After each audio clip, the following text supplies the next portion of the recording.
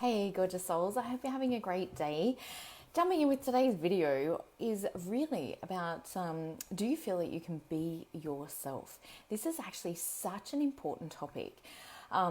So many people kind of feel like they can't really speak their truth or they can't express who they fully are for fear of either being rejected or other people criticizing them, or not belonging, not fitting in, not being accepted. This often has us living from our head, which is a protective mechanism to keep us safe, to keep us fitting in. We are hardwired to belong and to be accepted because as babies, our absolute survival depended on fitting in, belonging, and being accepted. So from 0 to 7, we spent so many of those years trying to figure out what the rules of the game were. And the rules of the game were anything that got you more love or more approval or more validation for who you were. And in an unconscious way, we dismissed or we invalidated or we made wrong in ourselves anything that either got us in trouble, had somebody yell at us, or where we lost love, approval, or validation in some way, shape, or form. Now, over the years, what's actually happened, good morning to everyone jumping on. It's lovely to have you on here. Please say hi if you're jumping on. Over the years, what actually happens is that we start to shift and shape our personality to reflect these rules of the game, and it takes tremendous energy to be someone or something that you are not. Not only that, it also really impacts on our own levels of personal happiness. If you feel stuck in a situation where you feel either you can't speak up, meaning the words get stuck in your throat, or you can't voice your own opinion, or you feel that you will be rejected, not be accepted for speaking up or for sharing your own personal truth, then often, we shut that down and we end up either imploding a lot internally or exploding, which again is not supportive. Either of those is not supportive, and for relationships, for our own health and well-being. And in fact, if you've ever read the book When the Body Says No, by Gabor Mate, hopefully I got the pronunciation right. I always have trouble with that one, but he has a tremendous book that he wrote which really leads to so many forms of illnesses, particularly, autoimmune disease, cancers, all of your big diseases that relate very, very specifically to not speaking our truth, or not expressing how we're actually really feeling. And often, obviously as kids, our emotions sometimes are made wrong. If we're being playful or silly, that can be made wrong if mum or dad are super stressed at the time. And often unconsciously, we've taken on ideals of who we thought that we needed to be, for the things that we truly got a lot of love and approval for, or perhaps even got celebrated for.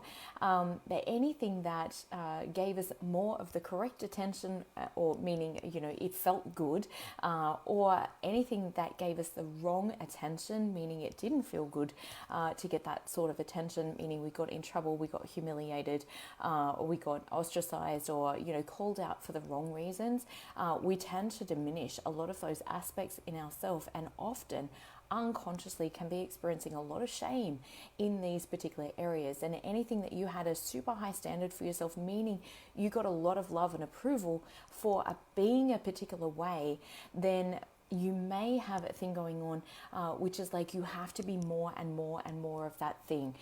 So I noticed that for myself. Certainly I got a lot of love and approval and praise and validation for my academia as a young child, and so that was often celebrated within me. But years later, when I was like 15, 16, I really started to rebel against it because I perceived it as a way of feeling pressure, or expectations from those around me. Now, that wasn't necessarily the case. It might have been the case, but it wasn't really necessarily the case. It was so much pressure built up inside of myself because I felt that that was who I needed to be. Otherwise, I wasn't enough. Otherwise, I wouldn't be loved.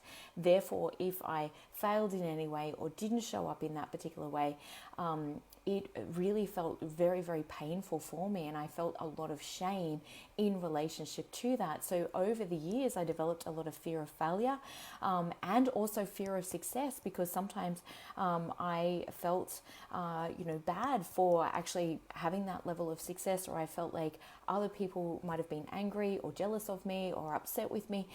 And so you can see how these dynamics sometimes can really limit our full potential and our full creative ability to express and be who we fully are. Now, the biggest thing that I want to talk about with this particular thing, when we're not expressing ourselves, hey Pete, great to have you on. When we're not fully expressing ourselves, when we're not being true to who we are, meaning where we don't feel free to be able to fully be who it is that we are at our core, then it takes tremendous energy to have these masks up or to put these facades up, where perhaps you believe, and I certainly had this for a while as well, that I needed to always be bright and bubbly and happy. And if I wasn't, then it was kind of like I felt like I wasn't acceptable in the world. Now that might sound hard to kind of say that, and for a while it did really, really emotionally derail me a lot. But it takes tremendous energy to always pretend on the outside and, and be inauthentic in that sense, where it's actually not the truth of who you are. Or perhaps you feel really, really angry internally, but don't feel that you can express that and feel like you have to pretend that everything's fine. And there's gut checks around this that you can do. If you've ever said, oh yeah, that's okay, and then internally felt anger or resentment, that is a huge red flag to let you know that you are not living authentic to your own internal truth.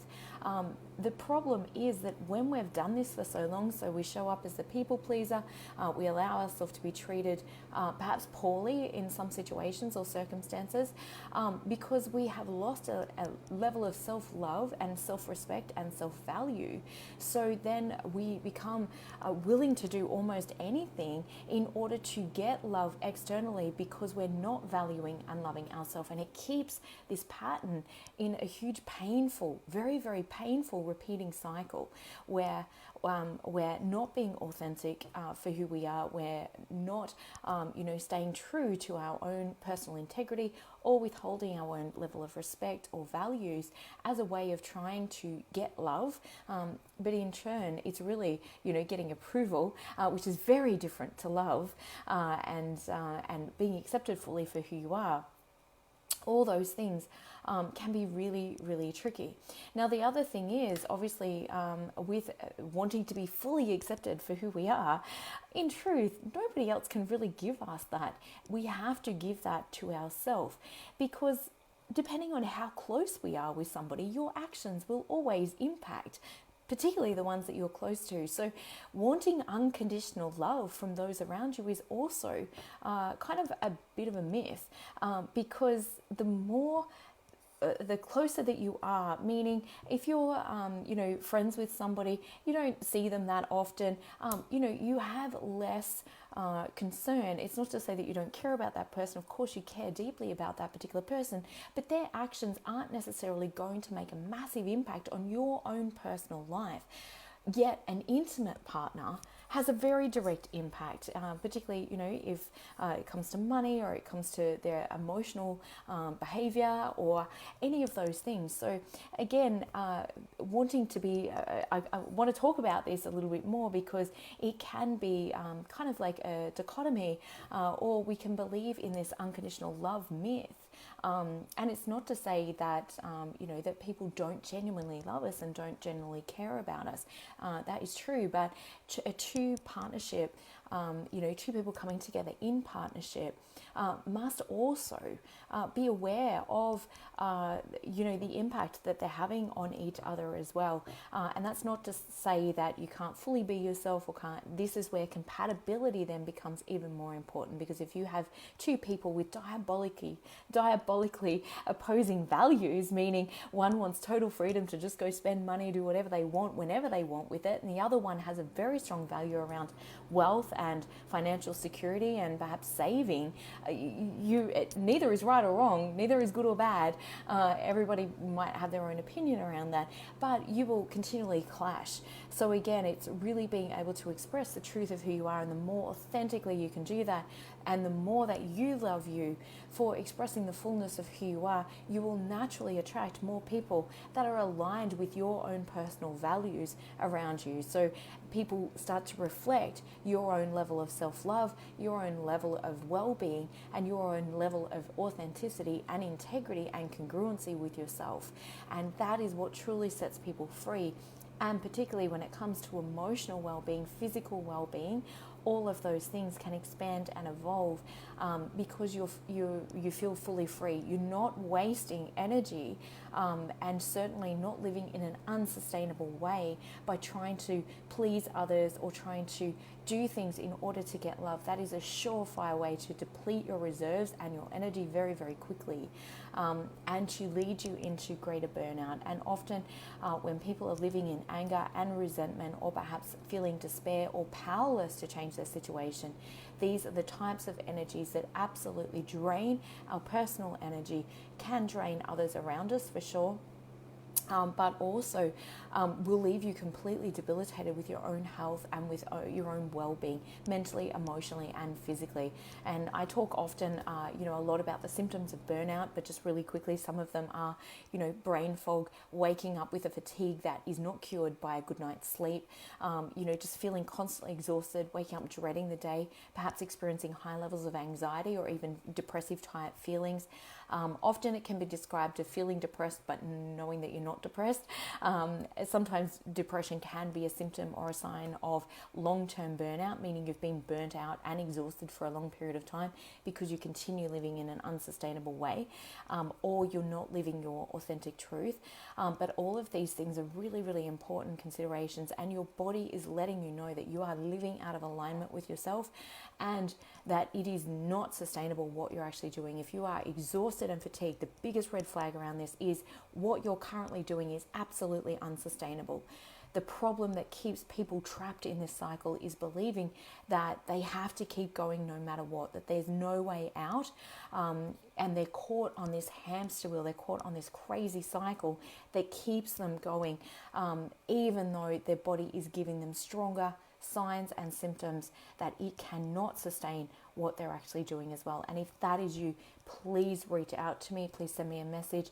I work with beautiful women that, gorgeous souls that often have the biggest of hearts, want to make a difference in the world, care deeply about others, have very big hearts, are empathetic, very, very sensitive to other people's energies. And often this is what kind of keeps us trapped in this cycle or feeling overly responsible for everybody else around us as well.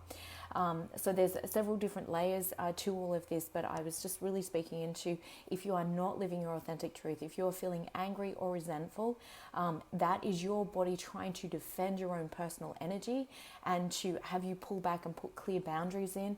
And so many people are not taught how to A, define what their boundaries are, and B, know how to eloquently put these in place without, totally disrupting relationships or, because often there can be that swing, that passive aggressive energy that plays out where we're going completely from white, where we've not spoken up, to not saying anything, to black, which is like completely exploding and, or imploding, but being really unresourceful in our relationships rather than finding the millions of shades of grey in between in how to express yourself authentically in a loving, kind and compassionate way, how to draw authentic boundaries for yourself so that you are self-sustainable. And now is more important than ever before. And certainly for mums, you are the barometer of your household.